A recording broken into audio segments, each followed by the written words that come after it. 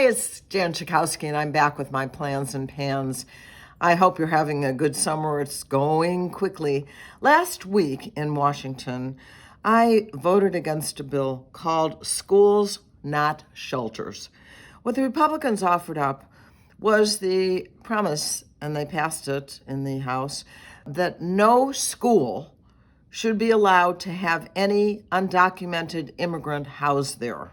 Many places like Chicago have seen an influx of many people from various places around the world who are coming here for shelter, particularly because Governor Greg Abbott from Texas has been putting them into buses and sending them to Chicago. You know that some were housed in police stations.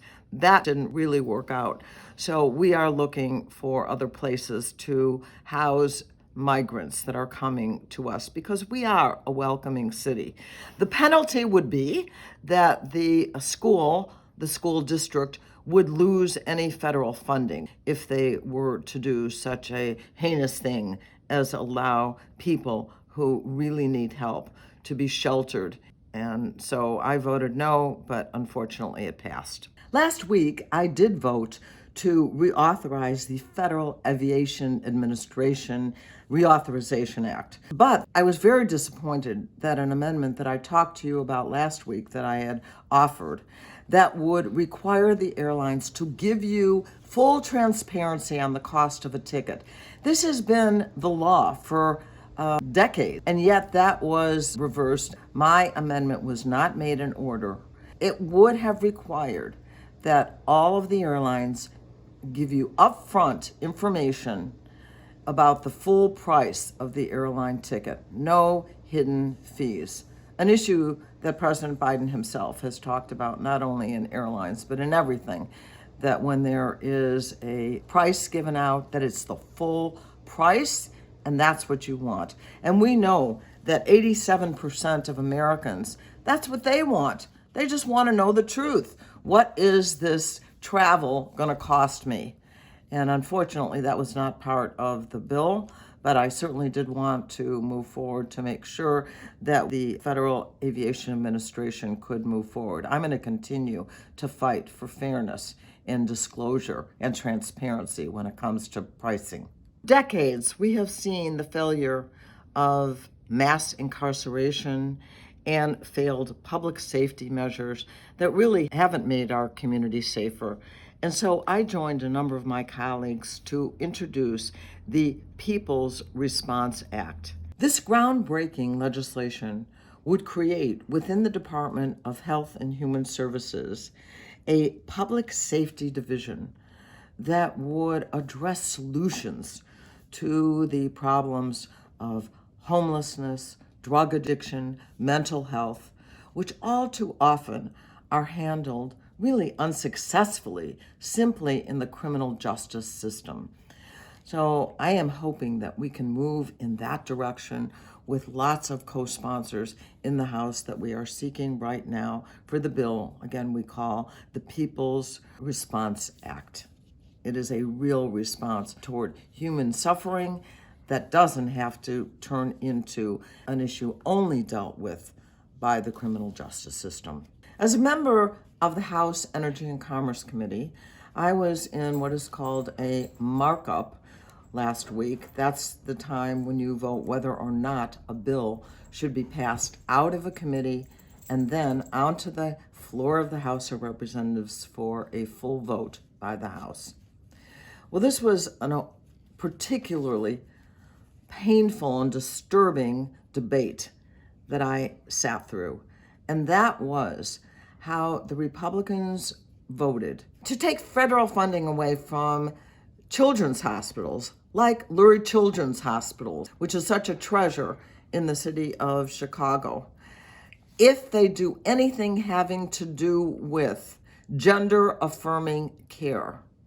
That is, if there is a transgender child that wants help from the Lurie Children's Hospital in total conjunction with their parents, that Lurie Children's Hospital and others around the nation will provide that care, because gender dysphoria is a real disease recognized by all of the medical professional groups, everyone in the United States of America, and can lead to, if not treated, not only terrible mental illness, but unfortunately suicide as well, and that has happened. So Lurie Children's Hospital is one of the leading hospitals in the nation, certainly the leading children's hospital in the city of Chicago. And they know how to address this issue and how to help the children who need the help, who need the appropriate services. But if that money is taken away, it endangers the future of all of the programs of these children's hospitals. Lurie Children's Hospital, even today, has 10 vacant beds that they can't afford to fill right now. And so if this kind of punishment were put onto these hospitals because of their prejudice against treating people, treating children who need help. Now, they made up all kinds of things. You would think that children are being kidnapped from their parents in order to provide surgery that would change their gender for the rest of their lives. All of this is just ridiculous. It is always in conjunction with the parents and a child. I spoke up loudly. There is no medical evidence, there is no mental illness evidence that would support this notion that we should not provide services to all people and children in need, children who have medical or physical problems, and children who want support for gender-affirming care. Well, they passed this out of committee. The Republicans did. It will go to the House floor, and I'm sure we're going to have another ugly debate. But it really makes me mad when all of these non-facts are raised with such certainty by my Republican colleagues, that this is harmful for people, this is bad for children, and it is the wrong thing to do. Well, I am the living proof in my family of how important this kind of medical service can be to make sure that all of our children grow up healthy and happy. I'm going back to Washington, and that will be the last week before the August recess. That is, not that members of Congress like myself aren't going to be working on your behalf, but it means that there will not be any more sessions of the House of Representatives or the Senate. But I know that some of you are going to be traveling, and I know that many of you have been calling to get your passports.